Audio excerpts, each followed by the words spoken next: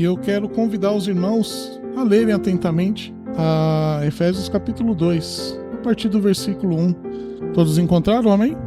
Ele vos deu a vida, estando vós mortos nos vossos delitos e pecados, nos quais andaste outrora segundo o curso deste mundo, segundo o príncipe da potestade do ar, do espírito que agora atua nos filhos da desobediência, entre os quais também todos nós andávamos outrora, segundo as inclinações da nossa carne, fazendo a vontade da carne e dos pensamentos. E éramos por natureza filhos da ira, como também os demais.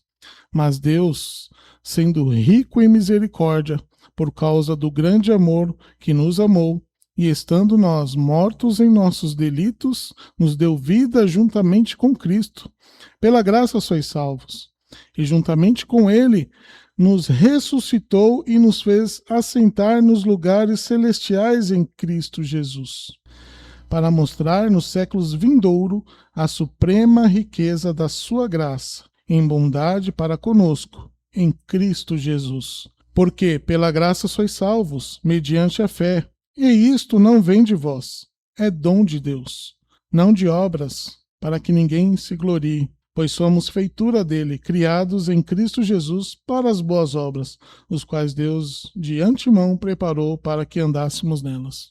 Oremos mais uma vez, meus irmãos. Senhor Deus, obrigado, ó Pai, por esta manhã. Obrigado, ó Deus, pela liberdade de ter a palavra em nossas mãos, pelos bons olhos que nos deste, também pela palavra a qual podemos professar com as nossas bocas aos demais irmãos. Pedimos, ó Deus, que nos proteja, nos ilumine e que nos abençoe neste momento, para que Tu sempre sejas exaltado, ó Deus, através do Teu santo e bendito Filho, nosso Senhor Jesus Cristo, a que eu oro e agradeço. Amém. Meus irmãos, é interessante porque Paulo nos conduz por uma jornada que começa na escuridão total e termina na luz da graça. Para entender a glória da salvação, é preciso lembrar da nossa condição sem Cristo. E às vezes a gente esquece disso. Às vezes passa tantos anos e nós nos acostumamos a ser crentes que esquecemos da nossa condição anterior, quando nós não éramos ainda salvos. Neste capítulo 2 de Efésios está o antes e o depois do verdadeiro cristão. A carta aos Efésios foi escrita por Paulo enquanto ele estava preso em Roma. Diferente das outras cartas, a qual podemos ler e meditar, ela não responde a um problema específico da igreja, mas ela nos mostra o plano eterno de Deus de unir todas as coisas em Jesus Cristo. No capítulo 1, Paulo revela o que Deus fez por nós. Ele nos escolheu, nos redimiu, nos selou com o Espírito Santo. E em seguida ele explica quem nós éramos antes desta obra acontecer. O capítulo 2 de Efésios é uma proclamação verdadeira do nosso antigo estado para o nosso verdadeiro estado, quando cremos em Cristo como o suficiente Salvador de nossas vidas. E qual era a condição humana sem Cristo? O texto é claro. Ele vai dizer: estando vós mortos em delitos e pecados. Estando vós mortos, a palavra morte aqui significa separação completa de Deus. Não é uma doença apenas espiritual. Não é uma fraqueza, mas Paulo utiliza a palavra morte. E essa analogia eu não vejo como uma melhor forma de expressar o que éramos antes de crermos em Cristo. Não existe melhor significado para isso. Porque morte na Bíblia significa separação de Deus, incapacidade espiritual, falta de vida verdadeira, falta de felicidade, ausência de relacionamento com o Criador e com o próximo, comunhão com os cristãos em Cristo. Isso é morte, morte espiritual. E ele faz essa analogia perfeita da morte. Porque o morto, todo mundo sabe que ele não possui mais vida, não possui mais comunhão. Ele ali está morto. Ele não consegue mais orar a Deus, ele está separado de Deus. Ele possui uma incapacidade espiritual, porque ali só está o corpo e já está indo para o seu estado de composição, para que a própria vida que ali se foi ficou só a matéria. Então, essa é a ausência que Paulo vai dizer. Ele vai fazer uma analogia perfeita. Como é a pessoa sem Cristo Jesus? Espiritualmente ela é morta. Ela está em total capacidade de composição. O seu corpo está sendo degradado. Assim é o seu espírito. Ele está em total presença de degradação. Como nós vemos isso? Quando nós saímos no portão da nossa casa ou saímos no portão da nossa igreja, vemos pessoas bebendo, fumando, acabando com suas vidas, fazendo rachas, assaltando, todo tipo de pecado nós podemos ver na sociedade. São pessoas mortas espiritualmente. Pessoas que não possuem vida em si, porque são incapazes de ver Deus atuando nas suas vidas. Há uma falsa felicidade.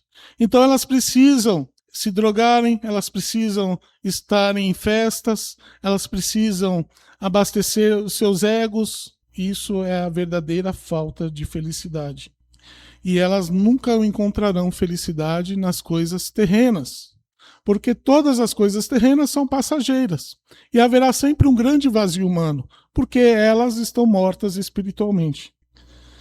Porém, Paulo vai dizer, ele vos deu vida, estando vós mortos em vossos delitos e pecados. Assim, meus irmãos, também éramos. E assim a humanidade é diante de Deus. São incapazes de procurá-lo por iniciativa própria. As pessoas, quando querem procurar a Deus, ainda mortos em delitos e pecados, vão procurar de forma errada. Vão acender velas para entidades que estão distantes de Deus.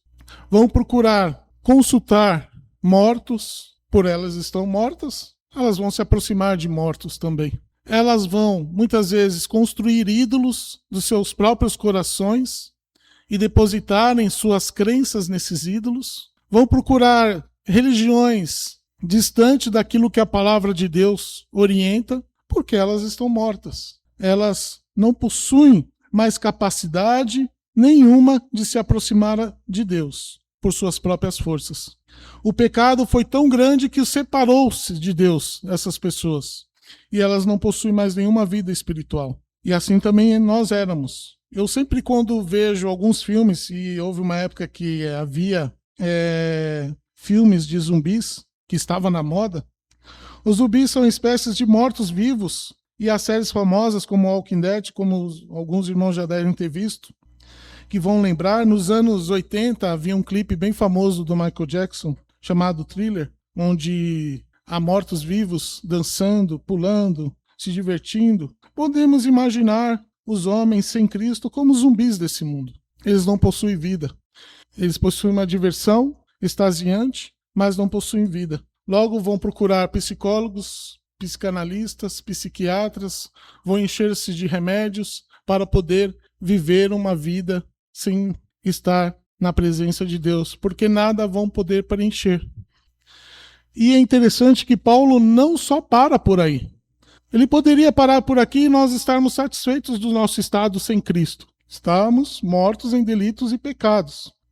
Mas ele vai dizer que essas pessoas espiritualmente mortas em delitos e pecados, elas não vão ficar somente quietas. Elas vão andar segundo o curso deste mundo. Vai dizer no versículo 2, nos quais andaste outrora segundo o curso deste mundo, segundo o príncipe da potestade do ar, do espírito que agora atua nos filhos da desobediência.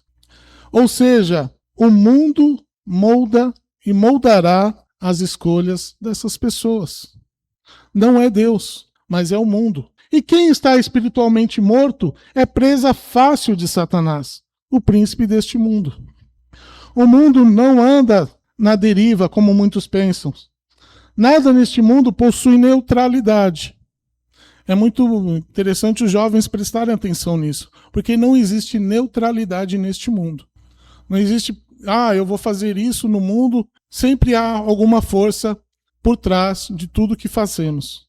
E se estamos mortos em delitos e pecados, esta força é o pecado que vai te conduzir cada dia mais para o abismo. O mundo não anda à deriva, ele não possui neutralidade, Engana-se quem vive sobre a filosofia de Jean-Jacques Rousseau, que o homem nasce bom, mas a sociedade o corrompe. Um homem morto em delitos e pecados caminha passos largos para a sua destruição. Observe ao seu redor como anda este mundo, sem as pessoas lembrarem de Deus. O caos. Às vezes não precisa nem sair de casa, é só ligar a TV e os telejornais. Dá até medo de sair de casa, porque você vê mortes, assassinatos, corrupção, você vê toda a espécie de podridão da sociedade ao ligar a TV e ver os noticiários. Poucas coisas boas, porque o mundo caminha para a sua própria destruição. O mundo sofre, porque o mundo tem um príncipe, o qual despeja sobre ele toda a sua influência maligna. Então, observem, vocês não estão isentos de influência desse mundo. Ou vocês verdadeiramente são crentes, ou vocês estão sendo tragados pela influência mundana deste mundo. Por isso que é pertinente o estudo desta manhã sobre santificação. Santificação é andar conforme Deus quer que andemos, separados das influências deste mundo, agora como crentes, vivendo para Deus e para as vontades que Deus expressa em sua palavra e através do seu Santo Espírito que habita em nós. Mas, se continuarmos vivendo nas ciladas deste mundo, vamos viver sob influência maligna. Paulo, em Efésios 6, vai dizer que a nossa luta não é contra a carne e nem contra o sangue, mas é contra as hostes espirituais que estão neste mundo. Paulo chama essas pessoas que seguem o curso natural deste mundo, não de filhos de Deus. Observem, filhos da desobediência. Segundo o príncipe da potestade do ar, do espírito que agora atua nos filhos da desobediência. Aqui morre aquela velha frase em que muitas religiões dizem que todos são filhos de Deus.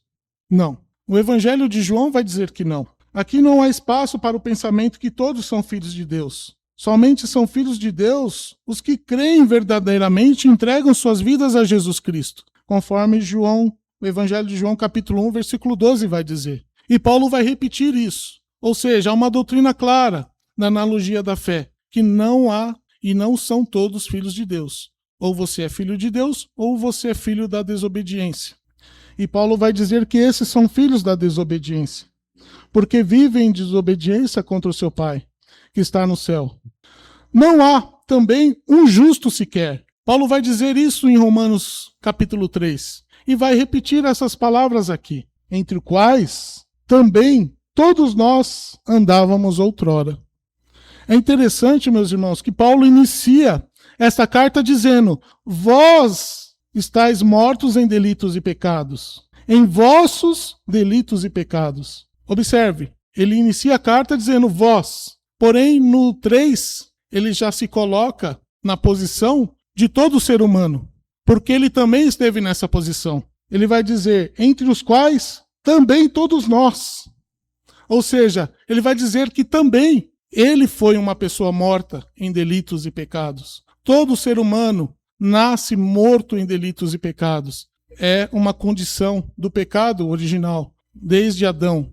Muitos estão tentando quebrar isso, até alguns grandes teólogos, dizendo que não existiu o pecado original, mas existiu e existe e continua atuando em toda criança que nasce, até receber a Cristo como suficiente Salvador. Por isso que é interessante todo pai e mãe colocar o filho no caminho que deve andar, trazê-lo à EBD, trazê-lo à igreja, ter o seu filho em comunhão com os crentes, antes que ele seja presa fácil ao príncipe da potestade do ar que opera os filhos da desobediência. Todo pai que ama verdadeiramente seu filho deve trazê-lo aos pés de Cristo e à igreja, porque todos nós, Paulo vai dizer, inclusive ele vai dizer ele também, andávamos segundo as inclinações da nossa carne, fazendo a vontade da carne e dos pensamentos.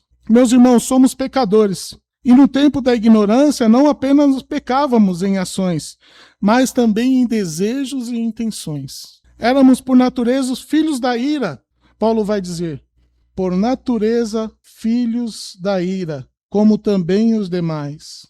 A ira de Deus é o destino das pessoas que não creem em Cristo e era o nosso destino quando nós andávamos conforme o curso deste mundo.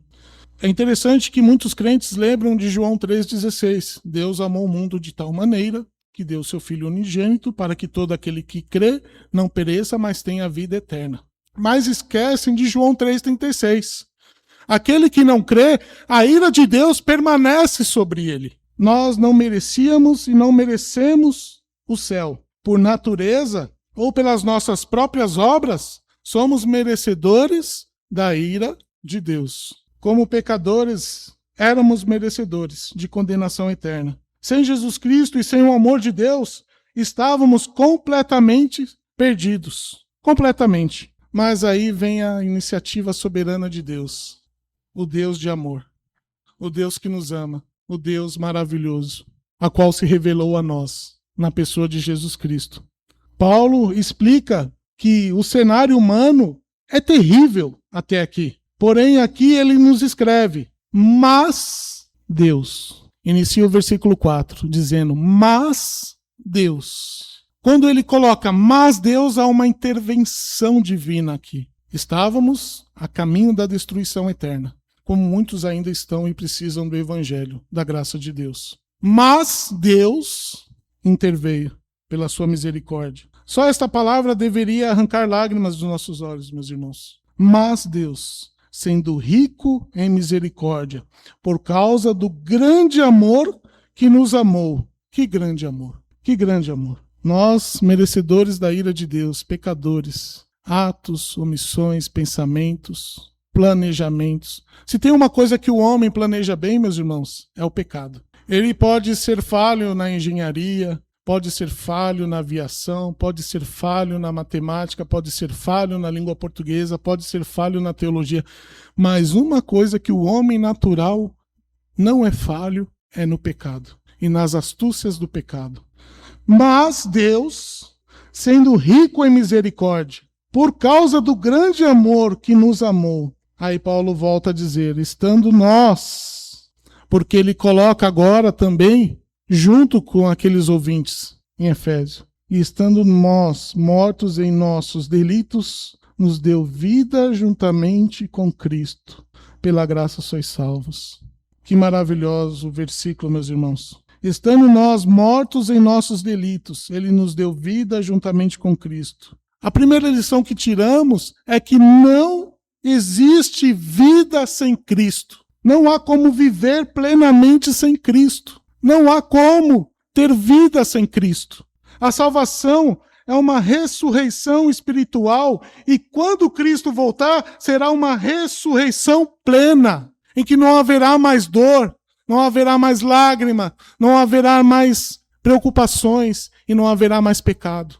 Mas Cristo, por amor de Deus, disse, Pai, seja feita a tua vontade. A vontade era que Deus derramasse toda a sua ira em seu Filho, por amor a nós. Toda chicoteada, todo prego pregado em suas mãos, em seus pés. Toda a dor que Cristo sentiu era a ira de Deus sendo despejada por amor a nós. Porque sem a cruz, sem o sacrifício de Cristo, não haveria salvação. Não haveria remissão dos pecados. Ele carregou na cruz os nossos pecados. Ele levou para lá todas as nossas mazelas. E Deus diz, estou satisfeito. Quando Cristo disse, está consumado.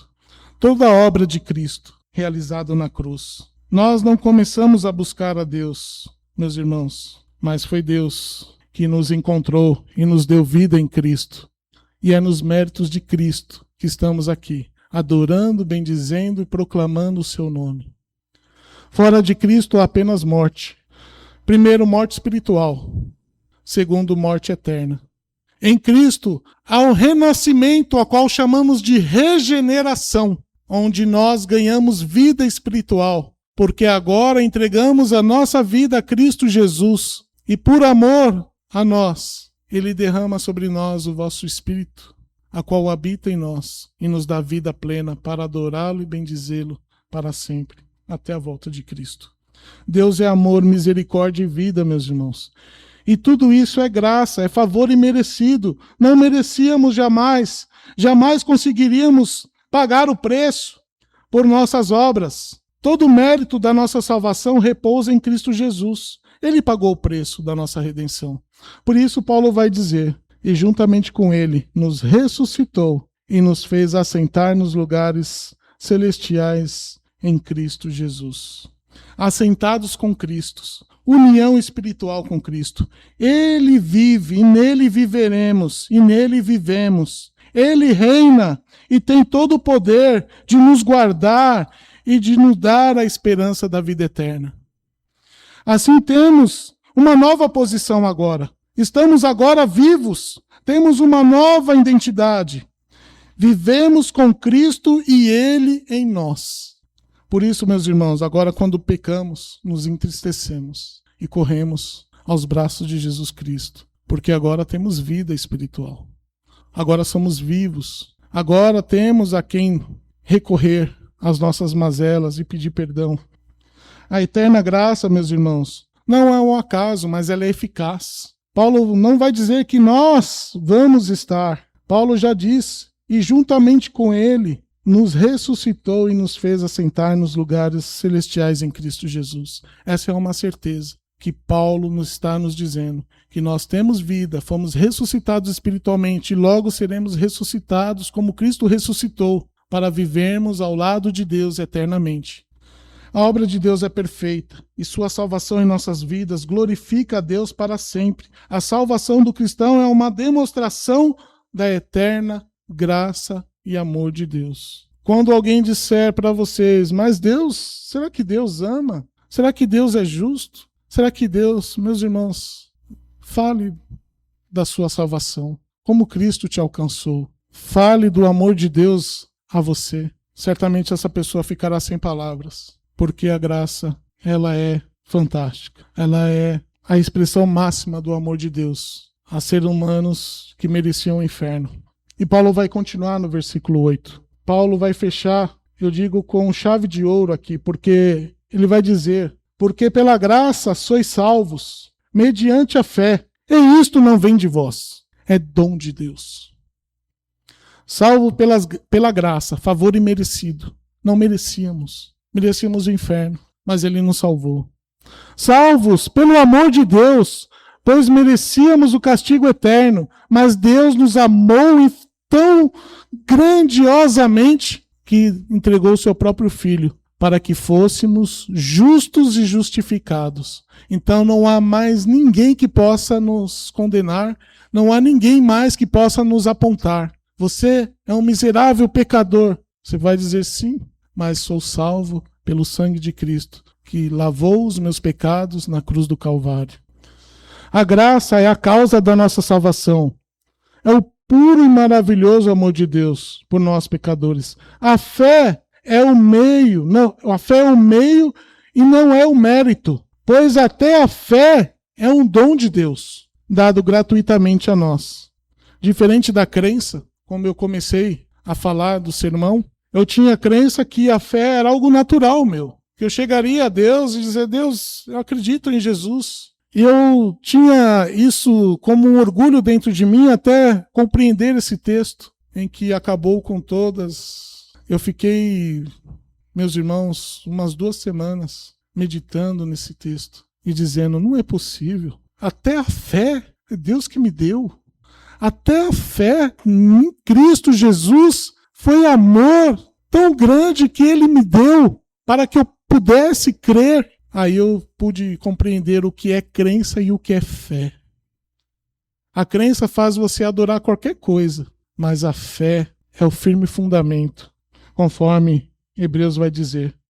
É o firme fundamento das coisas que se esperam, é a prova das coisas que não se veem. Hebreus 11:1.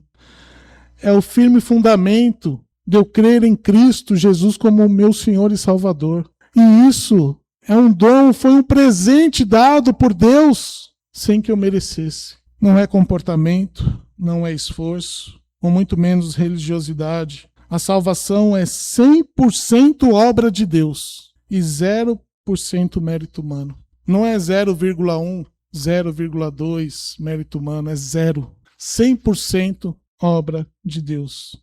Deus nos tira da sepultura, nos leva para a sua glória através do seu Filho Jesus Cristo. Agora, de mortos em pecados, estamos vivos em Cristo. De escravos do pecado, agora somos chamados de filhos de Deus. De condenados ao inferno, agora estamos assentados com Cristo Jesus. Que maravilhosa graça, meus irmãos. Que maravilhosa graça. E Paulo vai continuar. Não de obras, para que ninguém se glorie, pois somos feitura dele, criados em Cristo Jesus para as boas obras, o qual Deus de antemão preparou que andássemos nela. Santificação. É a obra que Deus quer que andemos. Compreendemos claramente a vontade de Deus, agora praticamos as boas obras. Não ao contrário, antes nossas obras, todas elas estavam manchadas em delitos e pecados, eram miseráveis, pecadores, mas agora Deus prepara de antemão para que andemos na sua perfeita e eterna vontade. Essa é a graça que faz caminharmos, que faz, mesmo tropeçarmos, não cairmos, porque Ele nos segura a todo momento em suas mãos. Deus é maravilhoso, meus irmãos, que possamos agradecer a maravilhosa graça a todo momento, porque Deus é amor, Deus nos ama infinitamente e Deus tem muitos dos seus que precisam ouvir o Evangelho e se renderem a Cristo. E esse é o nosso desafio. O chamado externo, chamar essas pessoas a Cristo, mas saber que o chamado interno, o Espírito Santo, eficazmente salvará muitas pessoas. E esse é o nosso desafio, de amar também essas pessoas, como Deus nos amou, para que elas possam sair das trevas, para que elas possam sair da sepultura que elas se encontram e serem vivificadas pela graça de Deus.